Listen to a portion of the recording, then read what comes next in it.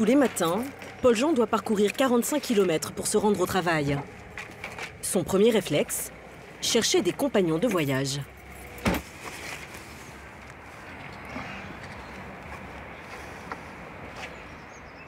Là, je viens de démarrer l'application parce que je quitte mon domicile. Si jamais quelqu'un a demandé un trajet, voilà, ils savent que je vais arriver très très vite. Cette application met en relation des conducteurs et des passagers qui désirent réduire leurs frais de déplacement. Paul-Jean dépense 300 € par mois pour l'essence et le péage. À peine a-t-il démarré qu'il reçoit un premier message. Ah, donc là j'ai une notification comme quoi Maxence m'attend à l'arrêt de la gare SNCF. Maxence, un jeune informaticien qui part dans la même direction que Paul-Jean. Bonjour. Ce matin-là, c'est sa femme qui utilise leur voiture.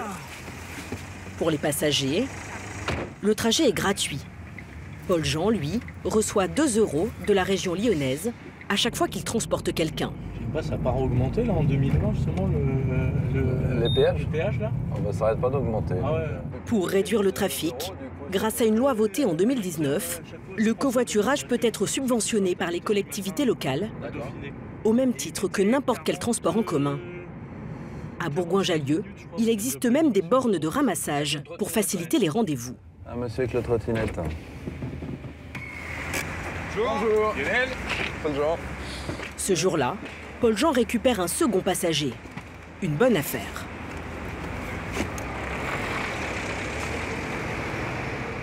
Financièrement parlant, aujourd'hui, c'était grave cool, comme diraient les jeunes, parce que 2 passagers, ça fait 4 € de crédité. Donc, pour un péage qui me coûtait 2,70 €, c'est tout bénéfice.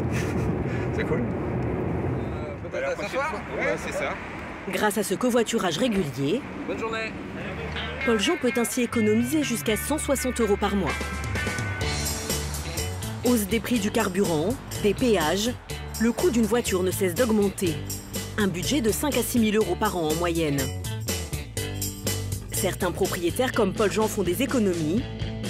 D'autres vont même jusqu'à gagner de l'argent en mettant leur véhicule en location sur des plateformes internet. Revenus d'appoint, voire business très rentable. Mais sur les forums, les histoires de location qui se terminent mal ne sont pas rares. L'expérience est-elle vraiment sans risque pour les propriétaires?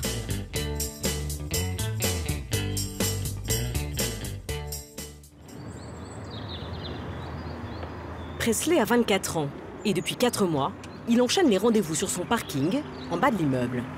Yo, ça va? Ouais, ça va et toi? Ça va, tranquillement. Ouais. T'as pas eu trop de problèmes pour venir? Non, y a pas de problème. Avec ses économies, il s'est offert cette voiture d'occasion pour 3 000 €. Quand il ne s'en sert pas, il la loue. Aujourd'hui à Samuel, un locataire régulier. Et Presley soigne sa prestation. Je te l'ai lavée ce matin. Elle est toute propre, Ok. aspirée. C'est important pour vous que les voitures soient livrées propres? Tout à fait, parce que c'est ce qui fait fonctionner mon business. C'est mon client qui soit satisfait. Comme on dit, le client est roi s'il n'est pas satisfait. Voilà. Et c'est toujours bien d'être confortable dans une voiture propre qui sent bon. Ici, pas d'agence, pas de guichet. Presley gère tout sur son téléphone. Le permis, s'il te plaît. D'accord. Vérification du permis de conduire. Donc on va faire le tour du véhicule. On commence par le devant. Puis état des lieux, grâce à quelques photos qui feront foi en cas de dommage. La voiture affiche 111 240 km. Ok. Elle est aux 3/4 niveau essence. Si tout te va, on va commencer à signer le contrat. En moins de 5 minutes, Toi. tout est enregistré sur une application dédiée à la location de voitures entre particuliers. Il ne reste plus qu'à signer le contrat. Voilà, c'est fait. Là encore, directement sur le téléphone. Bon. Prends soin d'elle, elle va me manquer. Ok. Retour du véhicule, prévu dans 2 jours. D'ici là, ce n'est plus l'assurance de Presley qui fonctionne, mais celle de la plateforme de location. Lui empoche 41 €. Somme non négligeable pour cet étudiant en informatique qui vit toujours chez sa mère.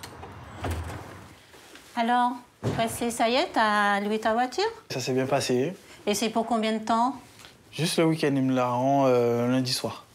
Voir mon annonce. Voilà. Pour mettre sa voiture en location, Presley n'a eu qu'à s'inscrire sur ce site qui cumule 35 000 annonces. Aucun justificatif à fournir, ni carte grise, ni preuve d'assurance ou de contrôle technique à jour. Une petite Twingo. Moins cher que le vôtre. Moins cher, mais aussi moins récente.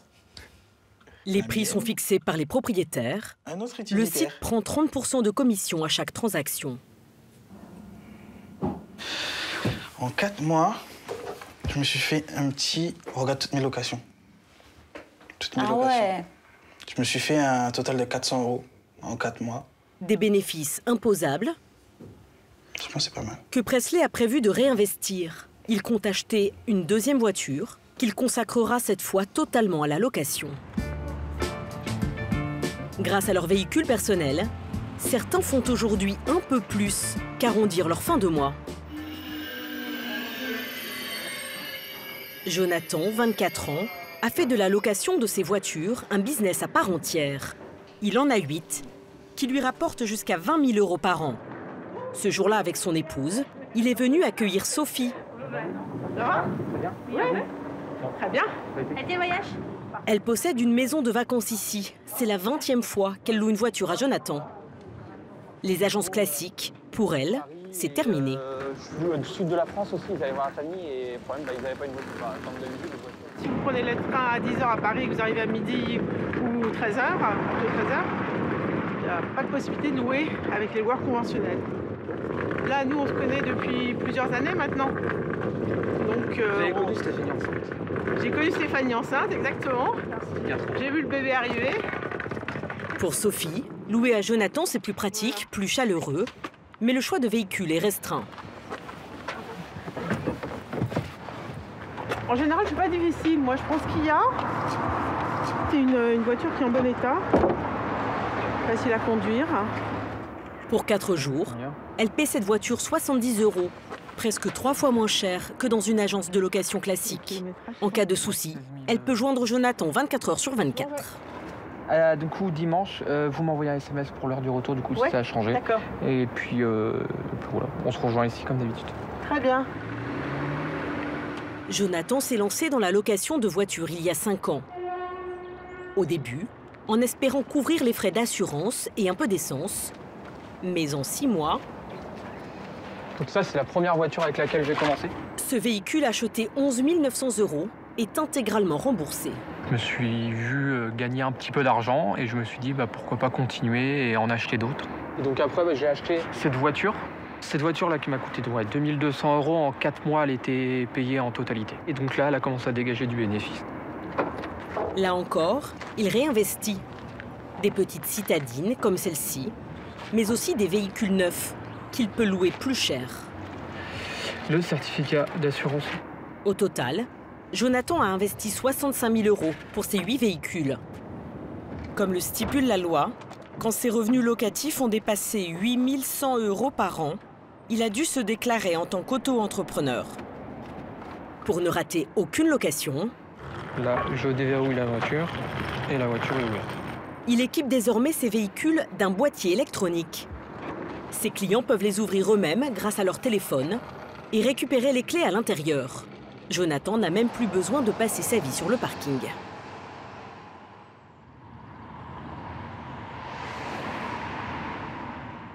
Elle est où la voiture? Elle est où cette voiture-là? Sa femme, Stéphanie, travaille dans le secteur de l'aide à la personne. Regarde l'image. Lui est marin. À eux deux, ils gagnent 2 500 € par mois. Sans les 20 000 € de revenus annuels supplémentaires qu'ils tirent de la location de leur véhicule, ils n'auraient jamais pu s'acheter cette maison. Depuis le grenier qui lui sert de bureau, Jonathan planifie l'achat de 2 nouveaux véhicules et envisage même de se diversifier. On pense investir dans un camping-car et donc pourquoi pas le louer en dehors de nos vacances à nous. Et pourquoi pas dans des Zodiac aussi qui... Des bateaux? Des bateaux, ouais. Si Jonathan entretient ses véhicules méticuleusement, est-ce le cas de tous les propriétaires?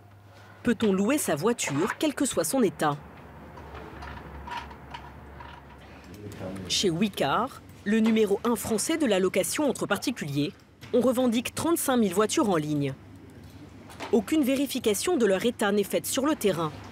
La société se contente de contacter les propriétaires dont les véhicules ont été signalés comme défectueux par les usagers. Je vous appelle, je fais suite à une récente évaluation d'un de vos véhicules. Donc qui fait part de plusieurs petits soucis a priori, donc notamment un pare-brise fêlé sur toute la longueur et une jauge essence défectueuse. Si vous pouviez quand même regarder un petit peu le véhicule, hein, si vous l'avez récupéré, là, s'il n'est pas reparti en location, parce que ça nous inquiète quand même. Faute de réparation, les véhicules peuvent être retirés de la plateforme. Si l'entreprise tente de vérifier le bon état des voitures, elle n'a aucun moyen de garantir le bon comportement de leurs locataires. Il y a moins d'1 an, Vincent mettait encore 3 véhicules en location sur la plateforme Wicar. Voilà, c'est un petit utilitaire très fonctionnel qui permet d'en mettre un peu et puis ça passe partout au niveau des dimensions. Vous aviez beaucoup de demandes pour ce type de véhicule? Oui, c'était loué quasiment tous les week-ends. Vous louez encore aujourd'hui? Non, c'est terminé pour nous. Pourquoi? Parce qu'on a trop de problèmes avec cette plateforme. Vincent avait investi 29 000 € pour l'achat de ces véhicules d'occasion. Le premier véhicule qu'on a mis sur la plateforme, c'était ce coupé cabriolet. C'était plus pour les mariages, les week-ends en amoureux. Le cabriolet est très demandé, mais régulièrement il revient endommagé. On avait dessus un autoradio GPS qui faisait DVD, etc. Il y avait un CD qui était coincé dedans. L'autoradio ne fonctionnait plus. C'est pas un truc qu'on pense à vérifier à la restitution du véhicule. Et ces déboires se poursuivent. Tantôt la ventilation, tantôt les vitres électriques. C'est plein de petites choses comme ça où on peut se retrouver tout bêtement avec des frais supplémentaires. Quand les dommages sont constatés après l'état des lieux au retour du véhicule, c'est trop tard. L'assurance de la plateforme ne fonctionne plus. Mais ce qui va définitivement le dégoûter, c'est la restitution de cet utilitaire. Tout le côté passager qui était rayé contre un mur, puisque la dame nous a expliqué que finalement elle avait tourné trop court en sortant de la station-service. La locataire fait opposition sur sa carte bancaire. La plateforme n'a pas le pouvoir de l'obliger à payer. Voici le mail qu'elle adresse à Vincent. Vous comprendrez qu'en vertu de notre statut d'intermédiaire, il nous est impossible de prendre à notre charge le montant des 1 212,47 € que la locataire vous doit. Le site internet lui propose une procédure de recouvrement, mais cela lui coûtera 20% du montant des réparations. Beaucoup trop facile de nous envoyer vers une société de recouvrement et qu'on doit payer de notre poche pour résoudre ce problème-là qui n'est pas sûr d'aboutir. C'était pas question pour nous. Vincent finit par prendre en charge lui-même les 1 200 € de réparation et décide de retirer définitivement ses véhicules de la location. Selon la plateforme, moins d'1% des transactions donnent lieu à des litiges. Elle dit s'engager à rembourser les réparations effectuées par les propriétaires si les recouvrements n'aboutissent pas.